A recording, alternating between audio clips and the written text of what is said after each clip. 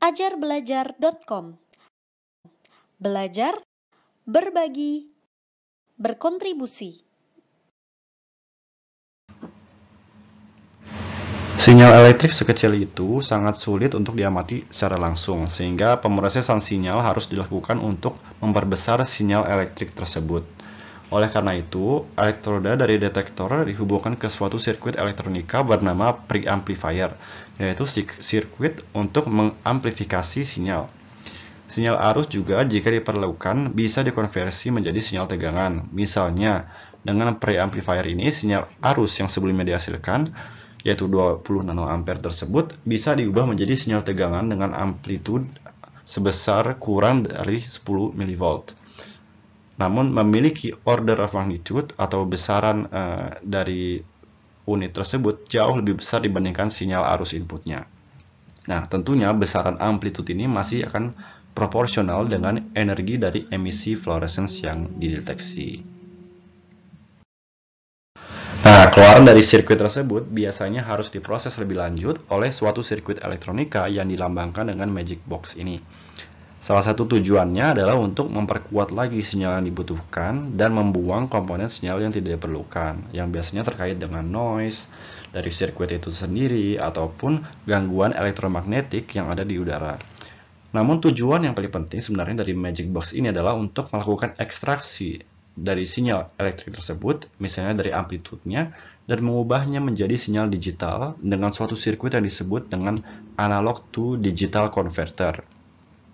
Dengan demikian, sinyal digital ini mengandung informasi yang selalu proporsional dengan energi dari emisi fluorescence tersebut. Dan tentunya sinyal digital ini dapat diproses dengan komputer untuk analisis lanjutan, misalnya untuk membentuk spektrum energi seperti ini. Yang tidak lain adalah histogram dari emisi-emisi yang telah dideteksi dalam satu waktu. Di sini terlihat x-aksis menunjukkan energi dari emisinya dan y-axis ini menunjukkan banyaknya emisi yang terdeteksi. Dari sini misalnya dapat terlihat bahwa dalam sampel tersebut elemen Fe atau besi memiliki kadar yang paling banyak karena kita mendeteksi banyak emisi X-ray di energi 5,9 keV yang merupakan salah satu emisi fluorescence dari atom Fe. Nah, dari spektrum ini juga kita bisa lihat puncak-puncak lainnya yang merepresentasikan adanya unsur kimia lain di dalam sampel tersebut. Nah, jika kita rangkum, dengan adanya rantai sirkuit ini, satu emisi X-ray yang terserap oleh detektor dapat dikonversi menjadi sinyal elektrik, dan pada akhirnya dikonversi menjadi suatu data yang mengandung informasi energi dari emisi tersebut. Dan rantai sirkuit ini adalah salah satu topik yang dibahas dalam elektronika nuklir, yang mencakup dari pengembangan device atau detektor yang mengubah sinyal fisik menjadi sinyal elektrik analog, sirkuit yang memproses sinyal supaya lebih mudah dibaca dan dikonversi ke sinyal digital, dan juga sistem secara keseluruhan, termasuk pemrosesan sinyal digital lebih lanjut untuk keperluan analisis seperti spektrum energi ini.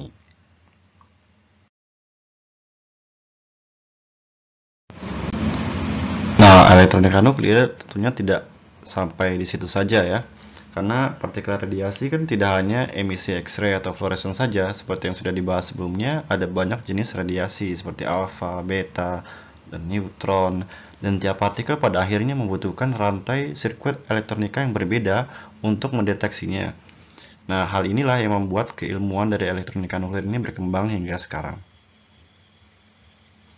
Nah, sampai saat ini sudah kelihatan ya garis besarnya bagaimana kita bisa mendeteksi partikel radiasi tertentu untuk mengetahui informasi yang terkandung di dalamnya.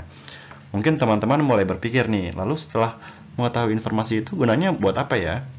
Nah, di kesempatan selanjutnya kita akan bahas sisi aplikasi dari elektronika nuklir ini yang bisa saya bilang sangat luas sekali, baik untuk bidang sains maupun di industri. Nah, jika penasaran, tunggu kelanjutan dari seri elektronika nuklir ini. Terima kasih ya.